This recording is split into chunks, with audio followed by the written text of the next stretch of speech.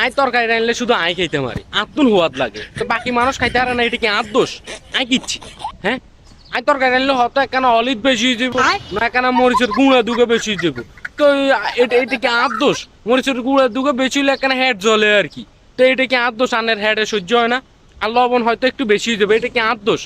তরকারি তো আমি সুন্দর মতো রাঁধি, সুন্দর মতো হয়তো জোল কিনে একটু হুয়াই যায় আর কি, নইলে হয়তো আলু কিন সিদ্ধ ঠিক মতো না, এটা কি আর দোষ? তারপরেও তো রাঁধতে মারি হারি নে, কত কষ্ট করি তরকারি রাঁধে, আলু কাটি, তারপর কিন্তু আলুর মধ্যে একটু চামড়া থাই যায়, আলু চামড়া থাকলে কিন্তু ভিটামিন, আলুর দাম বেশি, সমস্যা নেই। আর হ্যাজ কাটলে হ্যাজের গোড়ার কিন্তু হ্যাজ চাইয়েন থাই যায় রে, তো হ্যাজ চাইয়েন থাকলে সমস্যা কি? হ্যাজের দাম বেশি না, আজ তো সঞ্চয় করি, একটু সঞ্চয় করি রাঁধি, তো এটা কি আর দোষ?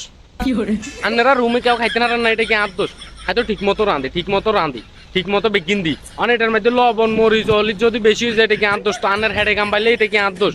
আর তো কিছু না, তো হুয়াত করি খাই, আর তো হুয়াত লাগে, সেই স্বাদ আই রানলেই স্বাদ হয়, আপনারা খাইতে না রান্না আই রানলে, তো এটা কি আর দোষ?